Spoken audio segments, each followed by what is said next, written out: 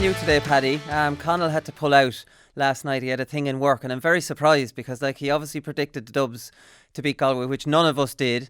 And there's a kind of a saying about a stop clock being right once a day. Is that right, Paddy? Twice a day, I think. You Twice. have the 24-hour And clock. the night, yeah, night time too, yeah. But yeah, no, I thought he'd be here to saw it into us, especially.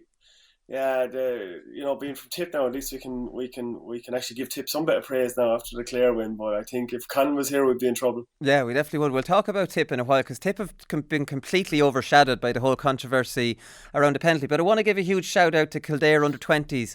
Paddy beat Wexford the other night. Now, anybody listening will probably have seen this by now. It's incredible considering Wexford were minor champions in 2019. This was no weak Wexford team, and Kildare were leading the whole way through. And they went down to 13 men. Wexford got a penalty in injury time and then got a point to go a point up. Now, surely Kildare are going to drop their heads then and say, it's not our day.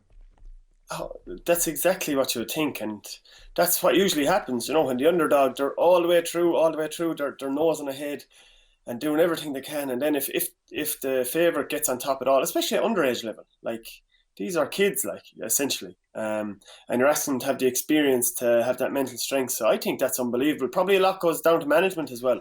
They must have a very, very good kind of, pillar there in place with their mental strength. So that was unbelievable to come back and unbelievable free at the end. That is class. But no one giving out about how far the Slitter travelled for that one, I'm sure. No, and it was a free. It was Liam Dempsey, but then he got the winner from play, which was an incredible point off his left-hand side, just under the stand. So it was fantastic stuff. And apparently I was reading 12 of that team are underage next year. So maybe Kildare are coming with a really good underage team, and they can maybe make that kind of step into the Joe McDonagh and further up again. Then they're minors. I was all about go Kildare, and I even set up the lilies on Twitter. I nearly had to, have a shower after doing it. And then they're minors. I was on the kind of Lily bandwagon, and their minors beat our minors last night, and I'm back to normal kind of thinking now. Yeah, when it hits her own front door, you're not as chirpy about it. But yeah, look, hey, it's unbelievable signs. But I suppose if you were listening, I think David Herty's over him. If you're listening there for the last couple of years, it's going well at senior level. They're competing really well. And that is important. Okay, you do get the underage structures right, but they still have to kind of look up to somebody at the senior ranks and say, geez, there's something to get there. If you think about Anthony Daly going in and what he gave to Dublin seniors, and he put them at the top table, I think then you really get young lads to say, hey, hold on, I can actually compete at the top. I can be playing against, the Limericks of this world, the Corks of this world. And what a shot in the arm that is for Kildare hurling. And you do need, if you want to make a difference at senior level, you do need a little crop. You do need that special group to come along and at least get you up there and hold you there for a little while at the top. And then you'd be hoping the minors, after beating Laois, maybe they'll come up and join them. Yeah, exactly. Kildare are in the Joe McDonagh Cup, of course. We have Tommy Doyle coming up in part 2. They're playing Westmeath this weekend. So the next step for Kildare is to get into the Leinster Championship. And maybe with these young lads, they might be able to do that. Disappointing with the Laois minors, actually. Derek McGrath has been training them for the last few years. And they got hammered last year by a they were a really fancy team, Laois were. They got hammered by Offaly, which was a huge disappointment. And now they've lost against Kildare, so I don't really know what to think about that. The referees are meeting today, Paddy, and they're in agreement that James Owens was wrong, and it's not going to come as any kind of surprise. They're going to review the different incidents for the penalties, which was Calum Lyons which was Shane Fives foul on Aaron Shanaher. And it was Peter Casey on Conor Cahalane, and then it was the obvious one of McCarthy on Morris then in Thurles. And Owen Murphy's one as well, even though that wasn't. Yeah, well, that's the one. That's the one that's not controversial or anything like that. So, we know it was wrong. There's probably not too much to say about it, Paddy, other than the fact it's completely overshadowed. A Tipperary win. Tipperary, good chance they would have won anyway, but now everybody's saying Clare were robbed and it was a complete injustice. Well, Tip might have won. I'm not one of the ones to say Tip were going well anyway. They were going to win. I do think Tip were slightly the better team in the first half and unlucky to go in. Whatever it was, a point down or 2 points down. But at the time, they were down 2 points. Maybe they would have got a free for a score if that wasn't given a penalty. But by the end of the man, and the biggest thing was getting a player sin binned. Like, Yeah. that was 10 minutes. By the time they came back, that was an 8-point swing. So they lost by 4 at the end. Now, look, the game could have gone anyway. Tip were kind of little bit in kind of, free flow in near the end after the second water break. The game was, I'd say they felt the game was over. The Now, it game could have was been over. closer. Yeah. Yeah, but they were kind of just, keeping them out, trying to. But I don't know. Tip looked okay to me. They look good. It's good that they're under the radar. They came into it under the radar, and thankfully they stayed that way. But the incident for the penalty, like, the only thing I want to say is the rule itself. I told you at the start when this came in, you're giving the referees too much to do. Yeah. Asking them to read the play. They're not a hurler for a reason. They're not brilliant at reading the play. Most of them. Some of them are excellent at it. I'd even say our own lad, Fergal Horgan, is very good, but he's played at a high level. They're not brilliant. So he felt that was a goal scoring opportunity when it's very, very obvious it wasn't yet a goal scoring opportunity. But I would say they needed to change it. It should be any cynical foul when you're bearing that. If you're attacking the goals. If you're attacking the goals, doesn't matter if there's last man back, doesn't matter if there's a goal scoring opportunity. If you're attacking the goals, and you're on your way and somebody fouls you cynically, that should be whatever, a penalty or whatever punishment you want. That should be for me, and that's where they've gone wrong with it. They've made too many little loopholes in it, and of course made a mess of it again. Well, Cahalane was bearing down on goals now. Would you have had Casey, or does it have to be a very obvious one? Like, I mean, for me, Casey just kind of ran across him there. I wouldn't have said that was one. It has to be, basically, if you combine the McCarthy foul with the Casey, position on the pitch, there you go. There's your... Maybe.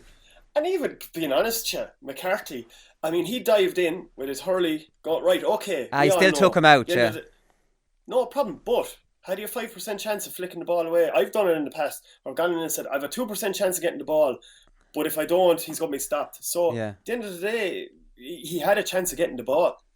This is for all the clear people that think I'm biased. He had a chance of getting the ball. Yeah, but you have to be careful. It's like a penalty in soccer. You have a chance to get the ball, but if you don't get it, you take him down. It's do you get me? Like, I mean, I do get you. You have to be but you have to be careful. 100. Well, that's true, and it's careless use of the hurley is what they call it. But how many times have you seen a guy I've done it plenty of times. Last ditch tackle in and barely get a scrape on the ball and flick it away. So. That's the only grey area for me. Yeah. It's what you would call a cynical foul. But attacking the goals, I actually think it should be that should be the punishment. That if you did call that a cynical foul, then the rule should be that kind of thing would be a penalty because you're stopping the danger at all. Yeah, it's weird that they've broadened it right out to the sideline. Anyways, like, I mean, there's no one scoring from there. That's a bit silly. Now it's not easy. Really, it's unless they put another line on the field halfway down there, that would be messy and silly. Barry Kelly was in the Independent saying it wasn't trialled for long enough, and that's a fair point. It was trialled in the league, and the league, as we know now, when you compare it to the Championship, like we did say it at the time, Paddy, it's water for crystal stuff. Like, there's no doubt about that. Yeah, shadow boxing, isn't it? Like, so if you're talking about breaking tackles and hunting and packs, we were saying it's hunting and packs gone. I thought I was having nightmares, but obviously we saw it was back over the weekend. So now the incidents of breaking through on goal are way up. And sure, how many have we had in 2 weekends? We had 3 or 4 incidents like this, and it is consternation now. Yeah, no, it definitely. Liam Sheedy said after the game, he said, in fairness, I think we have good defenders. Overall, I thought we managed the game well and we structured ourselves well at time. What structure is he talking about? A defensive structure?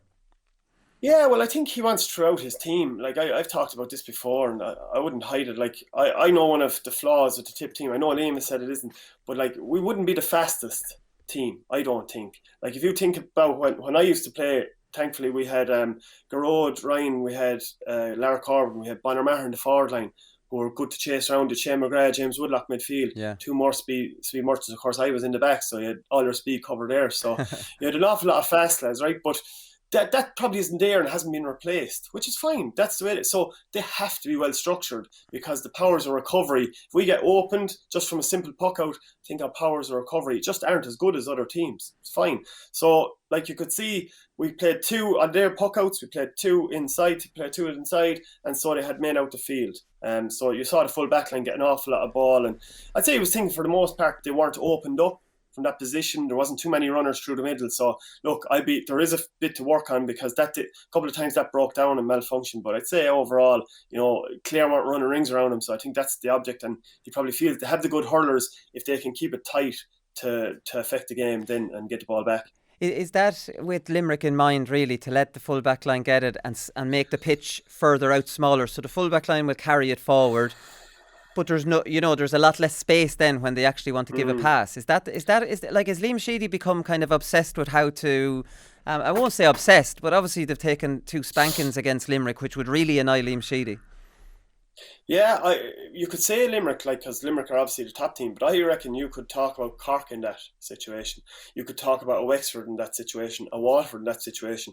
That if we follow if Tip follow those teams up the pitch, and a good intricate ball is put into space, then we're in trouble. It's just, I've seen it, because Cork did it in the Munster Championship a number of times with Lehane and Horgan and Cadigan, and Tip were badly exposed. So you have to learn from that, and I think it's a classic case of, these are my best players. Okay, I haven't been able to develop the All-Ireland winners under 20 in minor, so I need to play a structure that suits my players. And I think that's the long and the short of it. And I think, look, it was good the other day, but we'll see, is it good enough the next day? Yeah. What's with all the wides, Paddy? So, Clare had 22 against Waterford.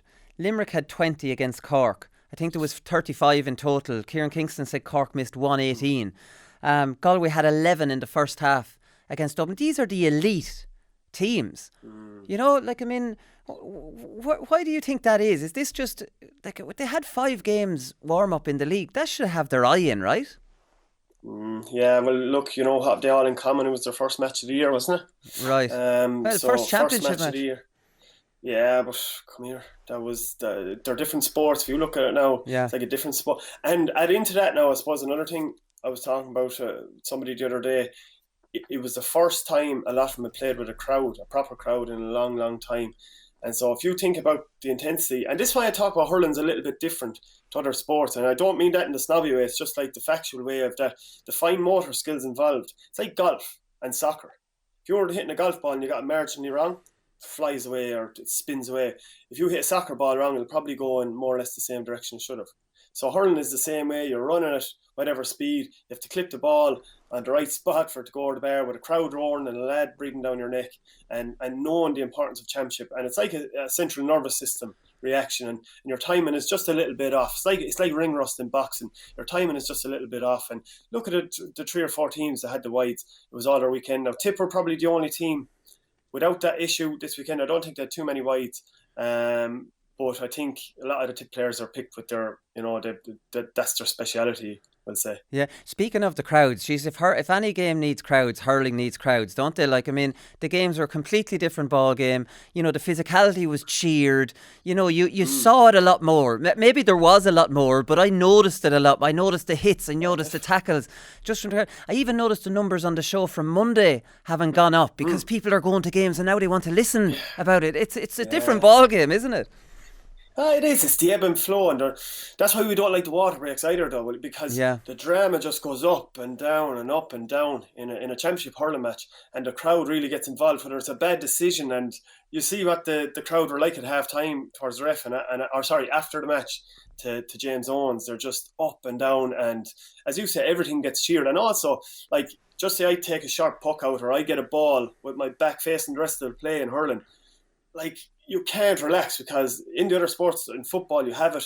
He has to do an awful lot to take the ball off of your opponent. But in hurling, there could be 2 lads coming to me, there could be 3 lads coming to me. I actually don't know. So therefore, we see an awful lot more mistakes. And of course, that brings with it that added drama. So yeah, hopefully now it would be great to keep even small crowds coming. I was at the match Sunday, and the atmosphere, I didn't know, there was only a few thousand at it, but there could have been 10,000, 15,000 for all I know. Yeah, even the 8,000.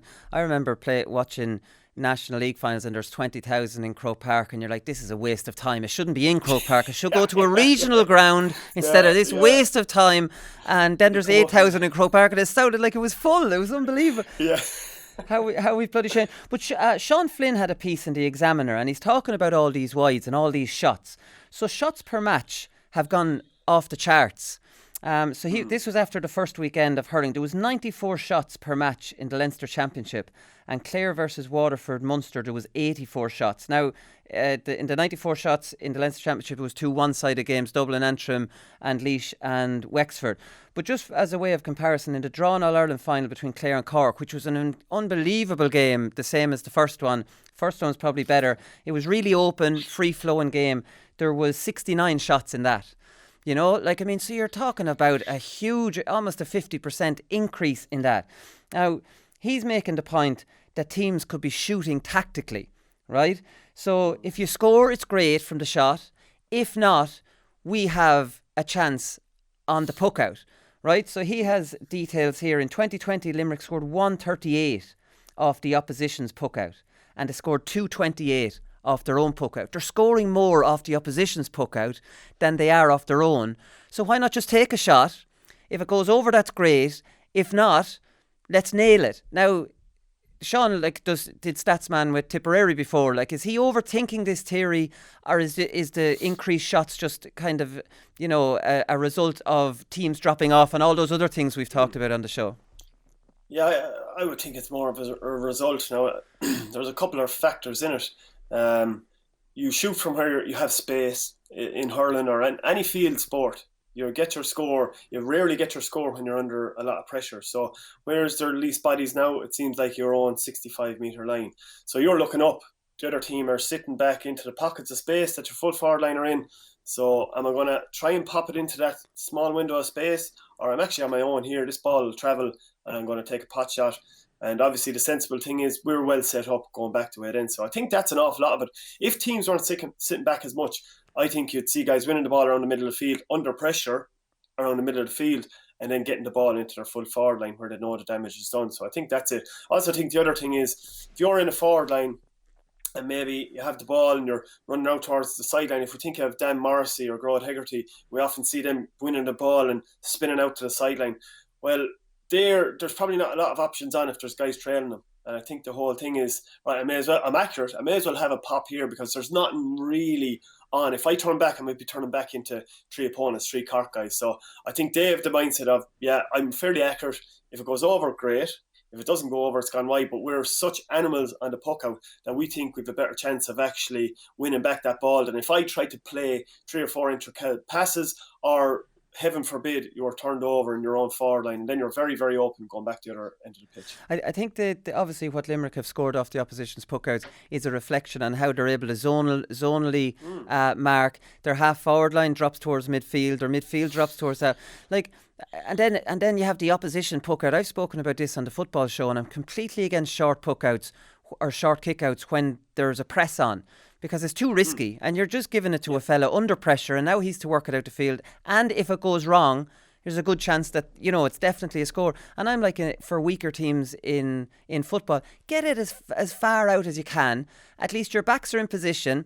You know, you're set up to defend if you lose it. Like, is there a theory against Limerick? I know they have a big half back line. I know they're good in the air, but you get that ball as far as you can up the field. And don't, like, you know, we obviously analysed the way they demolished Cork, and Cork learned a little bit from that. But is there an argument to say 70% of your puckouts, just get them long and try and get it to the ground? Well, I'd have been one watching the Cork game the other day. I actually had to watch it on replay. I missed it. But I watched it there the other night. I thought they learned an unbelievable amount from that first game. You have to vary it. Now, that's the one thing. You have to vary it because if you don't, Limerick are going to read it too well, and they're going to have enough bodies there, and unfortunately they're bigger than most other teams and skillful.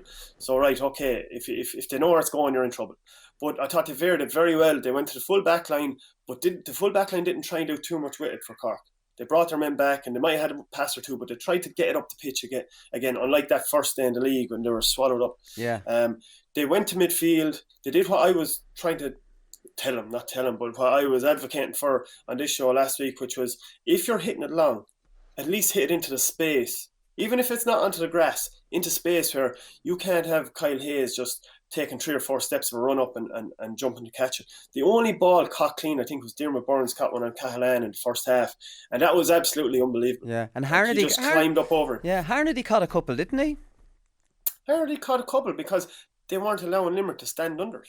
Yeah. So they had lads running left, running right. Now, not too far, because Limerick was still pretty zonal, but they were poking into little pockets of space. And what Cork were doing a few times, they got the bunches of the twos and the threes. So they had maybe two going up first and one down to pick up the break. So I actually think they did really well for an awful lot of those puck outs. And if I was a Cork person, this would probably be the most enthused I was with the Cork senior team in a number of years. Yeah, yeah, no, they were good, and the times they went to the corner back is when there was no pressure on them, and that was a result of them going long. So Limerick, it wasn't as obvious, as it kind of had been. So you can forgive that. My idea is going short to a fella. Anna Murphy's jumping into my head, like, and Limerick have a zone on it, and he looks one way, and he looks another way. Or I've seen Stephen O'Keefe doing it. Anthony Nash in with Cork, and he put one out over the sideline in Croke Park, and the whole crowd cheered. Desperate for this one to the half back line. Get the thing long if there's nothing on. It's all you're doing is spreading panic throughout your team. Get it as long as you can, and the crowd won't cheer that you've put one over the line or that it's gone wrong or that there's a time to go short for me, and that's a time when a man's completely unmarked. Yeah, and even, you know what they did the last day, what I thought was really good? They would give it to the cornerback. Cornerback turns and he goes, oh, there's 2 or 3 lads are about to close me down. So they actually switch it to the far cornerback or give it back to the keeper who sends it across. Like you'd see in soccer, who switch it from one full back to the goalie to the far full back. Because Limerick shuttle across, and Kilkenny used to do that great as well. They just shuttle, everyone comes across. And actually the far side of the field is probably left unattended a lot of the time. And I think Cork did that very, very well the last day. As you said then, it resulted them in Limerick saying, right, okay, we have to back up a little bit.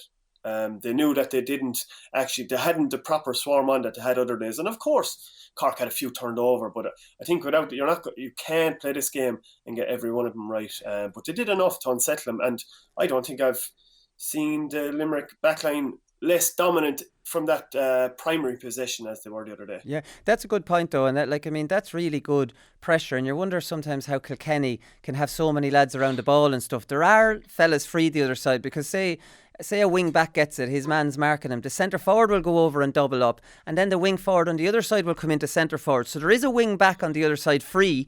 It's just how do you get it over there, because they've all moved across. That's what that's all the good press and soccer teams do that as well, don't they? Blitz, they drift. Yeah, absolutely. Blitz, and then what we're saying then is the crowd are back, so it's harder again if you're the team trying to avoid this blitz, because all of a sudden I can't hear my keeper telling me calm down, relax, I'm here for you, baby. You can't, so you're kind of hoping to God you can see over these massive Limerick or Kilkenny lads and be able to pop a ball, because it's a dangerous ball. Yeah, it's a dangerous ball going across, you see, and unless you're Paddy Deegan, well, he learnt his lesson, I suppose, trying to give a ball. Exactly. Gave away the penalty from that ball. But I was looking at Davey talking about Cody, and it's funny the analysis of managers can change based on a big game. And look, I'm as guilty of it as anybody else. Everybody is. It's just, for example, Brian Cody does question marks. Now, I'm not sure this was right, but we had a chat about it in January on the show here about, there's pressure coming on him. There was an article in the Examiner saying they're claiming to have inside information on an unhappy camp and, joyless and all these kind of things. And then, you go out and see Kilkenny against Wexford, and none of that was evident. Jesus, this was a team playing for their manager and playing for Kilkenny like never before. So Davey was saying, people said to me, Brian Cody's time in Kilkenny is up and we need some fresh blood. The biggest load of rubbish I've ever heard in my life. If Kilkenny people are thinking that, they need to have another look at themselves. And I suppose after a win like that, now look, they could lose again after this, but so we could change our minds again. Who knows? Maybe we're being very reactive after every game, but it looks like a very happy camp based off that game. Well, that's it. Talk is cheap, really, and what players say to the media and how happy they are and how unhappy they are. It's all talk is cheap. You only see by the actions on the field, and never was there a ball let go, never was there a lost cause that wasn't gone after. So I always have maintained, I think Brian Cody is getting the most out of the set of players that he has now, and I think he's starting to build up a panel again. You had Wally Walsh coming on the other day, and I was saying to myself, how are Kilkenny going into a match without Wally Walsh? Because obviously we've all seen him at close quarters. Saying, how he should be on the team, and Killian Buckley, have they really enough to leave off his experience? But they had, and of course Wally Walsh came on and did what he did. but he's getting the most out of him. As I said, he's building that panel back up again, but they have the same work rate as old. I think it took a couple of years of tough love probably, and kind of maybe showing that how hard you actually have to work. And now they seem to have that spirit again. So I think he's doing exactly what he needs to do with that bunch. Now, TJ Reid is obviously, did somebody say he's nearly 34 now? Yeah. And like, that's unbelievable fitness. He was still swanning around in extra time. So, but obviously, who knows how long TJ Reid has left, and he will leave a vacuum of quality there that I don't think they have to replace yet. But no, he's getting the most out of him. Look, people, it's a special, I don't know if it's a special GA or Irish, but they want change, and it's like I often say when people say a certain young tip player, Jez, he's not any good, and he might have played 2 or 3 championship games. They don't want to give anybody a chance or anything a chance. It's either you're brilliant or you're terrible. Yeah. And that's, I think we have a culture of that in GA. Yeah, no, I think we do. Like even another thing in Bright Cody's favour, even the subs, the established subs, all came on and had no egos, no attitudes. They came on and play. Like that's another big sign. You know, like Wally Walsh could have had a face on him, or Killian Buckley. Now, you know, maybe not a face on them, but the impact they made. And that's a big thing, to keep big name subs happy. He's able to do that as well. Well, I'd say he's fair, and I think from back down the years, those 2 chaps, you know, Wally Walsh got his chance in the 2012 All-Ireland final, and he hadn't played a minute for Kilkenny before that ever, maybe? Well, All-Ireland. So what goes around comes around, I suppose, in terms of some established name was left off for him back then, and I think they realised that. But I would say, like most good teams, your culture is built on performance and what you've done in recent times. And I suppose those lads probably haven't lived up to their high standards over the last year, and they're in the firing line. But no, they came on with A1 attitude, and thing is, I'd say Wally Walsh could have nearly earned himself a start for the Leinster final. Yeah, no, it looks that way. Matty Kenny redeemed too. He's another manager. Imagine, like, I mean, dead man walking coming up to this match. Like, I mean, I've been given out about him for a year. You've only kind of, you know, been accepting it kind of this year, and like their performance again. Looked like a team playing for their manager, you know, no downing tools. Even when Conor Whelan got that goal, you think, no, there's only 2 in it now, here we go. No, absolutely not. It didn't go anywhere like you might have thought. I couldn't really believe it, to be honest. Now, I did think Galway were exceptionally flat, and even missing those scores early on, like, tension can really breed into it then now. But that aside, it doesn't really matter. Dublin dominating really in the physical exchanges. The big thing I thought about Dublin is they knew their style more than they had in the other matches. I thought against Antrim, I came on this and I said, yeah, I think that was a way better shove on than what they did. Sutcliffe was hurling at the elite level that he's capable of. And that continued into the last match. We said here, Jez, he won't catch the balls he did the last day. We said he'll be on Padraig Mannion. He ate Padraig Mannion without salt now, in fairness. He gave him, I've never seen Padraig Mannion maybe since he had to mark Callanan a few years ago when Callanan got the hat-trick, getting such a tough day at the office. So he was in trouble. Chris Crummy then, again, hands up. I said, no, they need him in the half-back line. And the reason it worked is their half-back line was good anyway without him. Yeah. So he was literally everywhere. He was just this bullock running, covering every blade of grass. I'd like to go back and see his stats of how many turnovers or even slowing down possessions he got, because he was some leader up the field. And look, you do. There's no way around it. You need somebody up in the forward line who's going to carry the game for Galway, which he did now. But they were exceptions. Donald Burke even.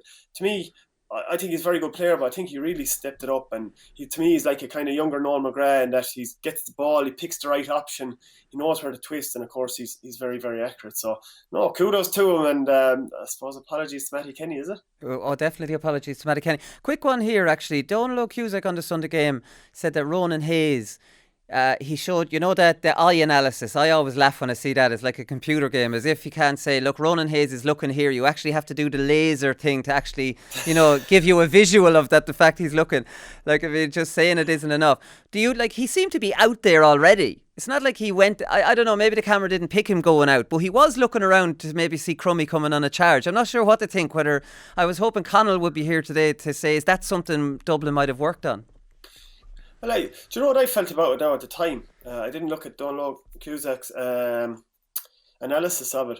I just felt that was the first time they really won a ball in that position. You know, when you're inside the 21, but you're either side of the 14. Yeah. That position, I think it's the first time that happened.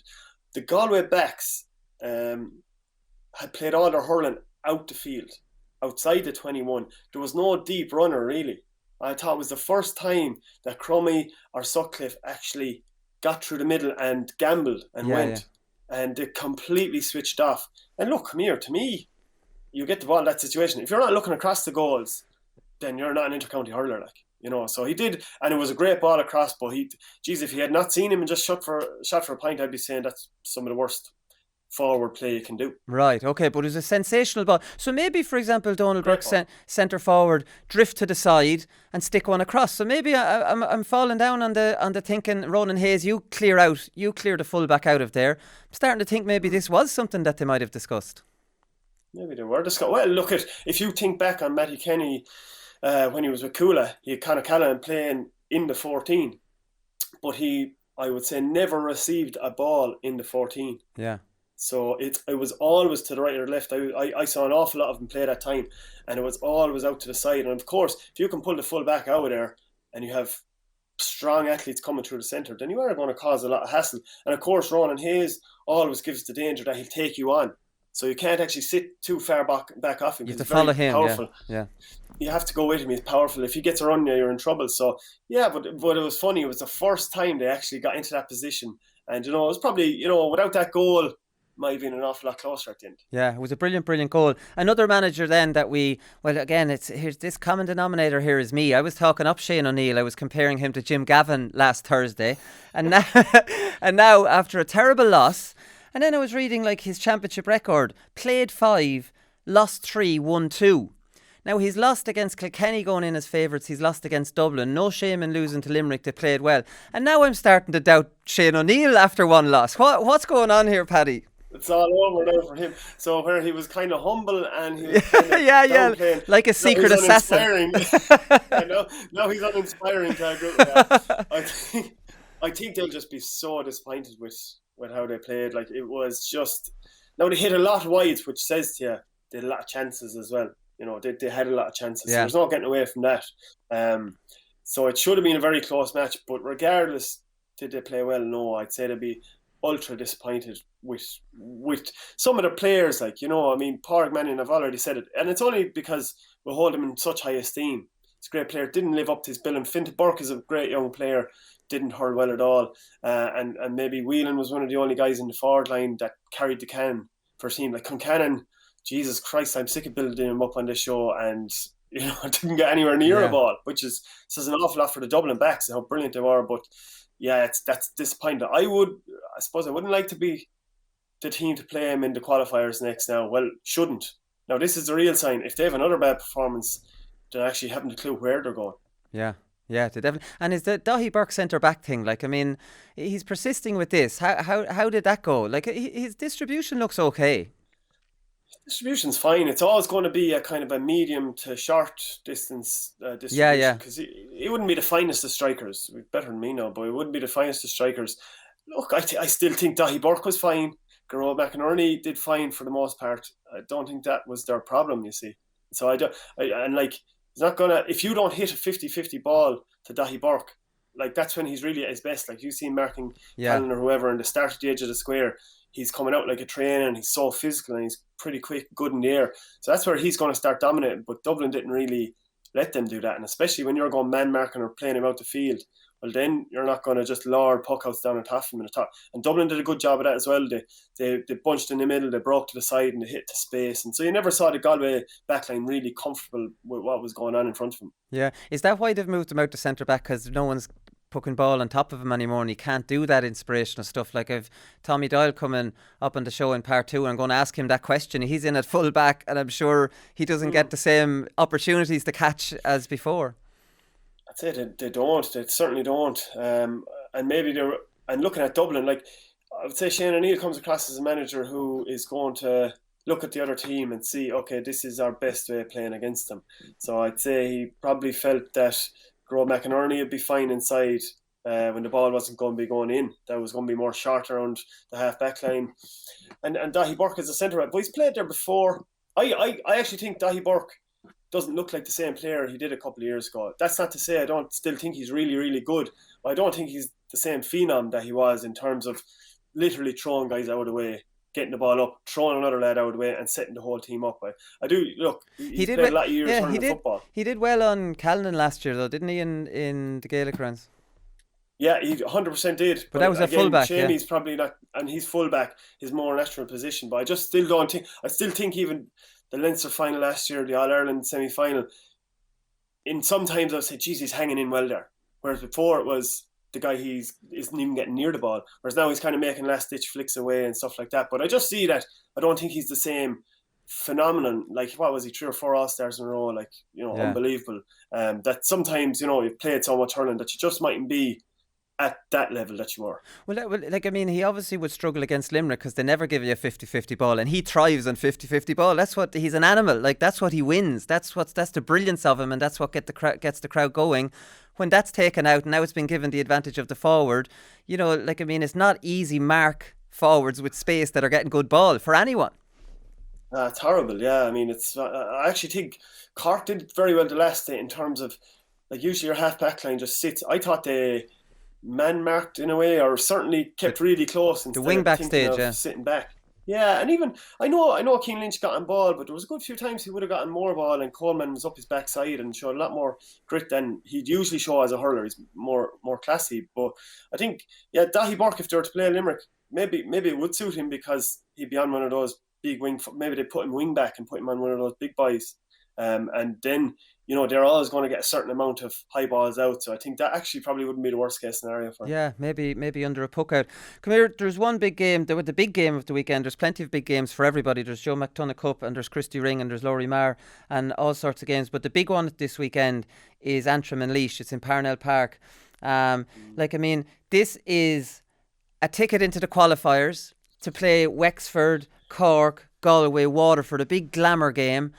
Or it's Joe McDonagh Cup, because it's doubling up on a Joe McDonagh Cup relegation match. Like, Paddy, I'm like, my heart would be broken genuinely for either of these two teams to have their arses landed back into Joe McDonagh after sampling the big stage. Laois haven't gotten to an All-Ireland quarter final.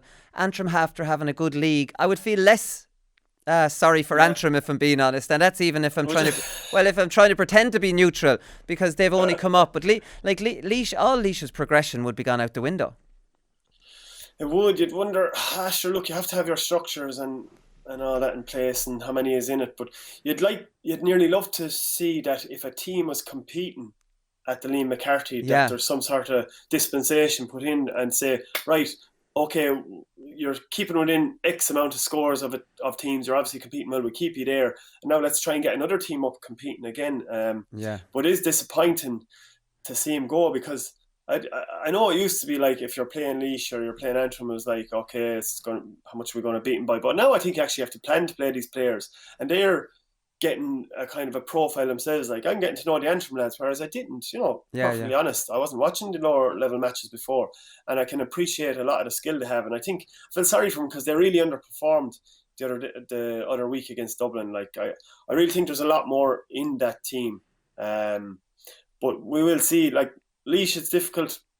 They've been here before. I think they're trying to it's not a rebuild, because you had some good stuff with Eddie Brennan, but like, a new manager comes in, Cheddar is probably going back to some old lads he used to use and going back to an old style, whereas the players were playing for Eddie Brennan last year in a fairly successful style of play. So that's probably tough to get back to 11 playing field. But I think it's harsh on both of them. I think it's important for Antrim, though, being totally honest, really important, because they're trying to get up to a level, whereas Laois are kind of bobbing away at a similar level for the last few years. So I'd love to see Antrim being able to see what it's like. I don't know. I think the relegation thing is a little bit cruel for the progression, because you're not going. How is Laois or Antrim going to progress by going down and winning a competition that they won pretty easily? Let's be honest. Now, obviously, you don't want to shut the door on a Westmeath to come up into Leinster. It's hard to know what the answer to this is. Like, Leinster in fairness to the GA, they've already increased the teams in Leinster Championship from 5 to 6. And in their defence, both Laois and Antrim were absolutely hammered out the gate. Now, they seem to be freaky results. You think they're a bit better than that. It's hard to know what the solution is, though, but it is not going to help Antrim or Laois to go backwards now. It's not in any way. No, I don't think so. I think it'd have to be maybe a little bit more fluid. Maybe if you get up, that you get a minimum of 2 years up.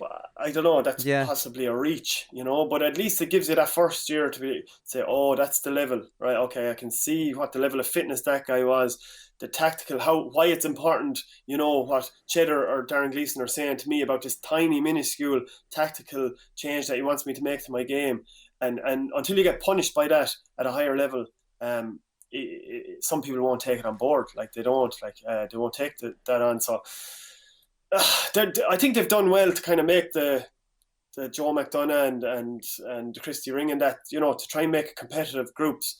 But maybe just probably needs to be looked at again to see how can we bring those middle teams right up to the top. Because I don't think the Laois and the Antrim are too far away from being very competitive. But how do we push it on that extra bit? Yeah, and I'd even say this to Tommy Doyle next.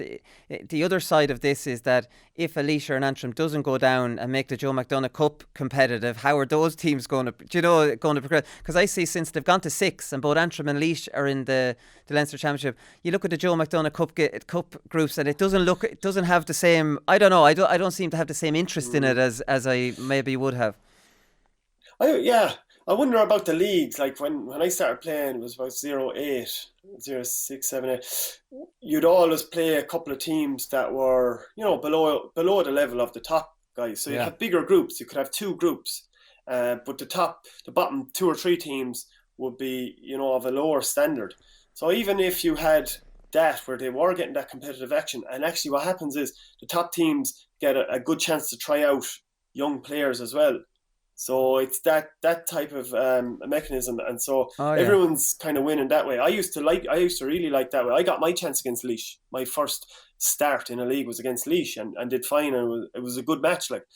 So I'd wonder about something like that. And maybe for the championship, then you have to earn where you're going, but you still have to get that experience against the good teams. And just playing Tip or whoever Limerick in a challenge match, that's not really a true reflection of competitive action. Yeah, no, it's definitely not. Listen, there's no easy solution to this. There's definitely not. It's something you'd have sympathy for the GAA on. How do you see this going, Paddy? It's a 50-50 game, really. Is it? There was 4 in it up in Antrim in the league, and that's not a league game involving Tip or whoever who mightn't really care. This was a game both teams wanted to win. So I don't know if that's any indication. They're both coming off terrible losses. 50-50? 50-50 match, definitely, because you back Antrim to win, and if Laois beat them, you say, well, of course, they have lads playing at that higher level for the last few years and have actually got to an All-Ireland quarter-final. Of course they win. Whereas I would have liked a lot of what I saw with Antrim in the league, whereas I saw Laois a couple of times and I didn't think they were set up. I didn't think they were as motivated hurling as well. So just based on that, I'll probably say Antrim. But very hard to pick between them, but Antrim really underperformed for me the last day in terms of the Paddy Burke centre back didn't play like he did. Knocked midfield didn't play like he had before. He didn't score. McManus didn't have an influence at all the last day. Didn't work for Kieran Clark up front. So I'm just basing on that they didn't hurl at all. Now maybe they weren't let hurl. Dublin were very good in the day.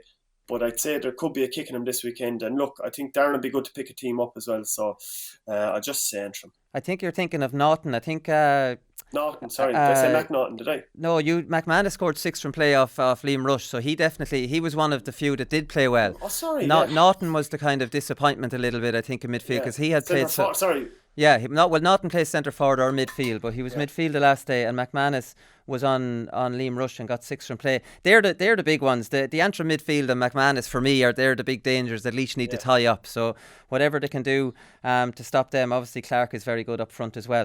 Right, Paddy, we'll leave it there. That's all we've time for. We're going to come back here with Tommy Doyle next.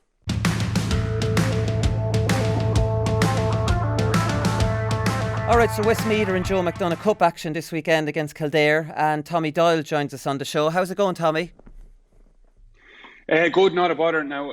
Looking forward to the weekend. Tough game last week against Carlow, and Kildare this weekend coming, so looking forward to it. Hopefully come out the right side of it, but same for Kildare, will be hoping the same. Yeah, exactly. Come here. So you drive a hard bargain here to get yourself on the show. You have a club draw that you made sure that gets mentioned.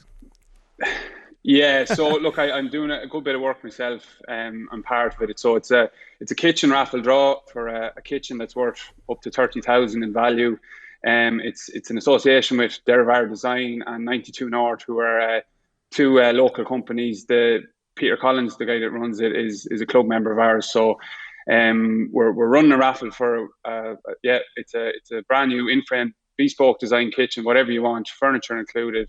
Up to 30,000. So it's a great prize, and tickets are €20. So if anyone would be obliging, you can buy tickets on our website, which is www.win30kkitchen.ie. Very, very good. What are you going to buy with the money? We're actually, so Loughlin Gales is my club, so we're developing the facility and grounds. We put in a new training pitch in the last couple of years, and just work on the grounds. Very good underage coming up at the minute, and hoping to just give the facilities there for the many members involved. So been a good bit of work. We ran an Oscars fundraiser a few years ago, which was a great bit of crack that got the kind of development going. So we're hoping to finish off a few things, and hopefully this raffle will help best we can. Very good, very good. I judged one of those Oscars things before. I was very, very strict judge altogether, but they are good crack, and they're definitely good at raising money. Come here, how's confidence going into Saturday, Tommy? Because I always get interested about this. You're coming out of a bloody desperately hard division. You had a great result against Waterford. The other results probably didn't go that well. Are you coming in, can you be confident after losing every game, or how do you kind of discuss this as a panel?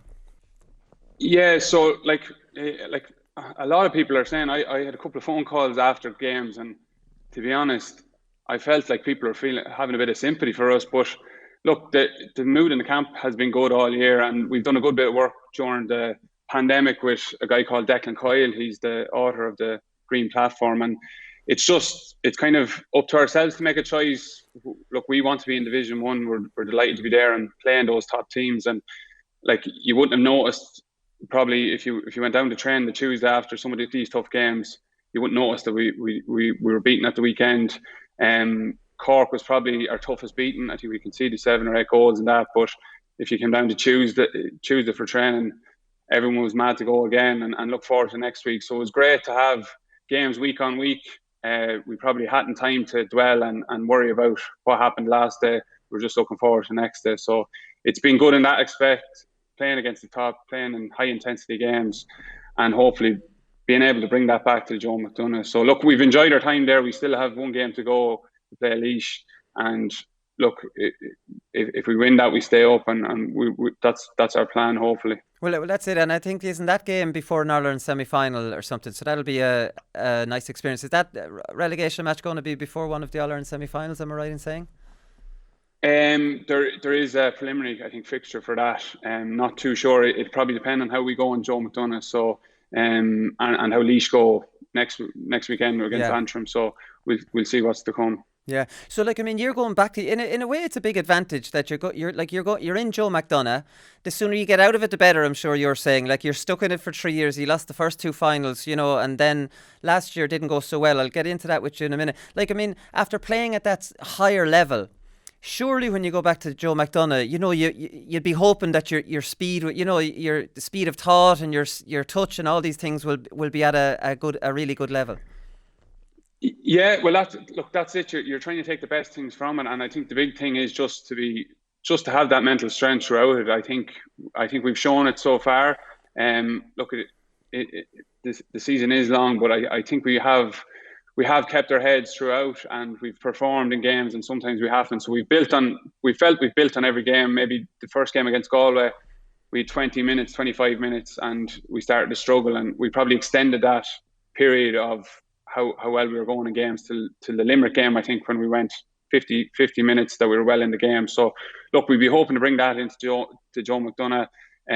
We obviously did. Carlow gave us a tough battle last weekend, and we struggled at times in that, but that is what you're aiming for, bringing that intensity, bringing that high level of skill into Joe McDonagh. And we're probably in a good position that we do get the advantage of that, and we probably aren't facing into that Leinster Championship that Laois and Antrim have had. But look, we want to get there, and I think getting exposure to these games is the best way to learn.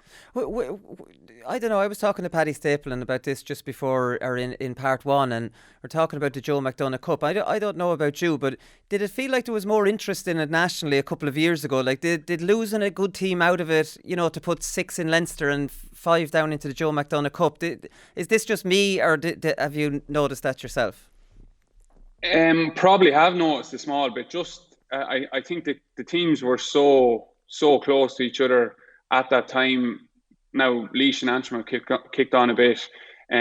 Meath down are finding their way there this year, and Meath were there last year as well. But they're finding their feet in that. We were probably there a couple of years ago ourselves, in finding ourselves in Joe McDonagh. So just. I think when it was 5 teams, they were so close together. Maybe things have changed, but that's the way championships, that's the way structures change. Look, we're still in the Joe McDonagh. We haven't got out of it. We haven't deserved to get out of it at the minute, and until we win that, we won't. So hopefully. Yeah, exactly. Come here, what happened last year? So you were flying it before I won't say flying it, you're in that horrible Division 1, but you beat Carlow fairly well then in the relegation match to stay in Division 1. And I remember having Shane O'Brien on the show and talking to him, things are going great. Then the pandemic happened and you came back from the lockdown and you lost your first 2 Joe McDonagh Cup games really badly, at home to Kerry and beaten well by Antrim. And that your Joe McDonagh was gone before it even started. Yeah, look, it was like a game of 2 halves, to be honest, last year. So that the big gap in the middle of the pandemic probably didn't suit us. We had some good performances in the league and ran some teams close and that, and just having that big gap over the summer. A lot of lads went back to their clubs. We have a very competitive club championship here, and to be honest, when I was going back in October, November to train, I found it very difficult going back to play county hurling after being beaten in a club semi-final with my own club. Right. A week later, being called into train, and it just was a long year and all, and it probably drained a lot of players. And look, Antrim were the better team throughout the competition and deserved their to win McDonagh, and we had no answer for them then. But we've been conscious of that this year, just to find that kind of mental strength. We've done a lot of work over Zoom calls, talking things out that we probably didn't do over the last summer. We probably relied a lot on doing a lot of training and stuff by ourselves, and it broke lads down. And then, as I mentioned before, the club championship was just disappointing for a lot of lads. And going back a week later after that, it's very hard to play with lads that they've just beaten you on the pitch. So did find it difficult, but we probably got what we deserved. So you kind of lost that bond together, the closeness, the interaction with each other, and then became rivals rather than teammates.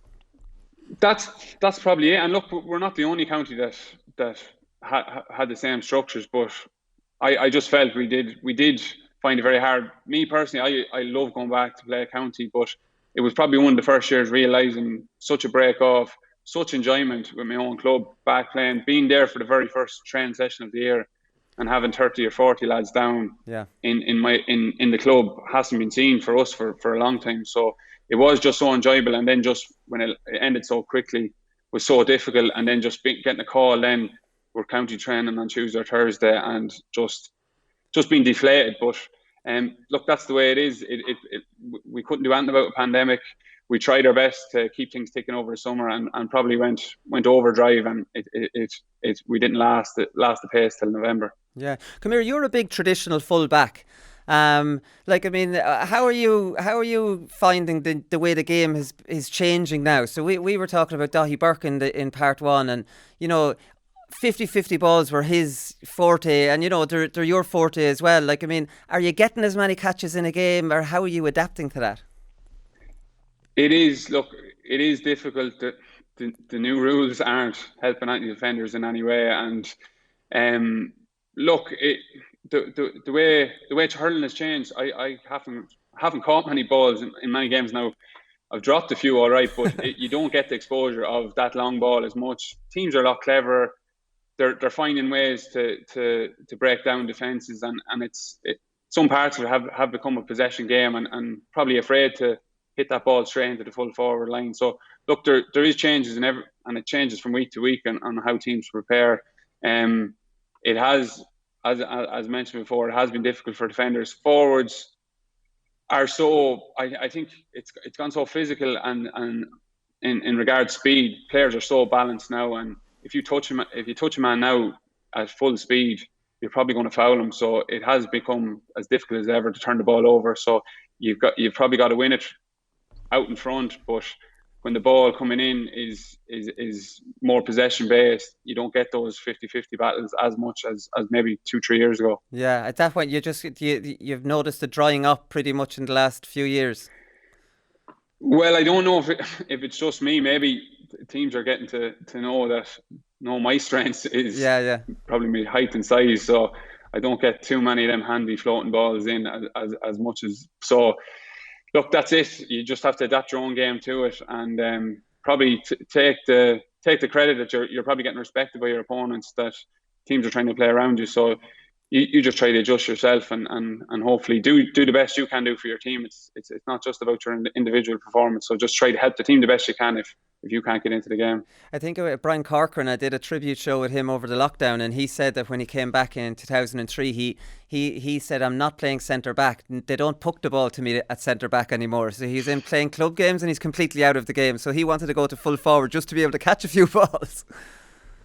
Well, that's it exactly. That's it exactly. You want to be where the ball's going to land, and it does change from game to game. And even look, I know even one of the lads I used to look up to in my own club, Chris Murta, said games have changed, and he went back playing junior hurling sometimes, and just it's some difference with just the way the ball comes in, and you just have to readjust yourself to it, and that's just in club level. So of course, county's going to go to another extreme. Yeah, well, at club level, they still let the ball go do the work because they're not fit enough for this running game. I saw on your Wikipedia you've scored 1-1. Maybe there's a potential for a full forward slot sometime in the future.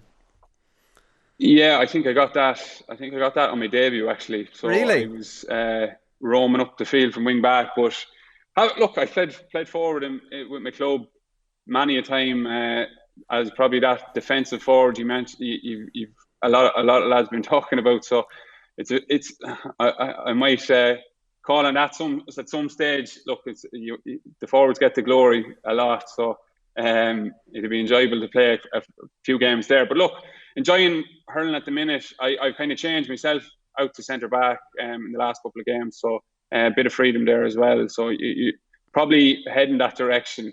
From full back to full forward, hopefully. Yeah, you're heading up that way. Cheddar Plunkett, I don't know if you listen to the show, he often raves about you. He's a big fan of yours. He described you on the show as the best fullback in the country at one point, and I think it wasn't not long after your performance against Shamie Callanan, I think it was 2017, where you played them down in Thurles. Westmeath were brilliant that day, and I think Tipperary got a few scores towards the end. I think they won by 9 in the end, but Shamie Callanan got 0 from play and he was taken off. So, I remember you got a good bit of national exposure after that. Did you notice the difference in playing well in a big game against a big team, compared to obviously at the Joe McDonagh Cup level?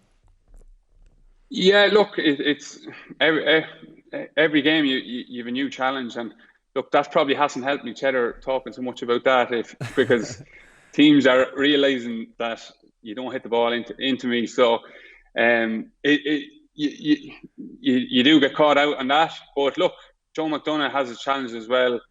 The level of hurlers at the minute in the competition, the likes of Shane Conway, Mikey Boyle from Kerry, Conor McCann was probably one of my toughest games last year with Antrim, and you think he went on to win Joe McDonagh Player of the Year. So there's challenges in every corner hurling, and look, you're finding those battles just as much in the Joe McDonagh. So they're the ones you relish, and hopefully coming out on top more often in the future, please God. What do you make of this new penalty rule?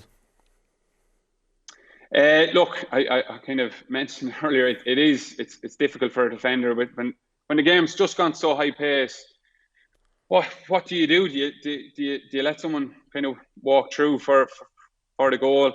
Look, there probably has been an issue over the past year of that, and look, we've used it as well, of being cynical. We've probably been criticised for not being cynical enough and probably trying to play the ball too much. So they've had to change it in some way to help the forwards. But look, it's when the rule is probably implemented in a bit too much of a strict fashion, as you've probably seen at the weekend. Yeah. It's very difficult. Like it's look, your job is to defend the goal, and if you have to run alongside someone and just wait for the ball to pop out, it's so hard. So the guys seen it at the weekend how difficult it is. Is it in your mind, or are you still just going out playing the way you always did, and you're hoping something like that doesn't come up? Or if you're tackling a man, like would it be going through your mind during a game? Here, Jesus, I'm inside the 21 now. Being honest, it hadn't until last weekend where No. I was probably caught for a foul running back, and I just heard someone mention black card, and I was like, oh, and it was only in that moment I was like, geez, I could be in a bit of trouble here. But it's probably going to be more and more on your mind now, seeing what's happened over the weekend. And look, these things can happen all in kind of all rounds of hurling, and it was probably amplified last weekend in such a high caliber game, and you just have to have it. You have to have it some way on your mind, and it came to the fore last weekend for me, really. Yeah, no, I think that's going to be in everybody's minds after last weekend, especially where the foul was committed, or maybe because there's such controversy about last weekend that we never see that again. You might hope it's the latter. Well, hopefully it's just, look, hoping on some kind of common sense level that the rules aren't implemented as strictly as maybe last weekend. We've probably seen in the first couple of rounds of the league there was a lot about kind of handy frees and the amount of frees in games, and it kind of tailored off after that. So hopefully that's what will happen, and it will be implemented a lot better for what it is, as when it's a clear as day probably goal opportunity. I think I'm going to let you go, Tommy, because I know you're under pressure. Obviously, the game against Kildare this weekend, I'm not going to ask you about that because it's not fair asking questions on the Thursday before a game. But the Joe McDonagh Cup final last year was on the television. The 2 years you played on it, it was clashing with the Munster. So that's an important kind of improvement they've made on it.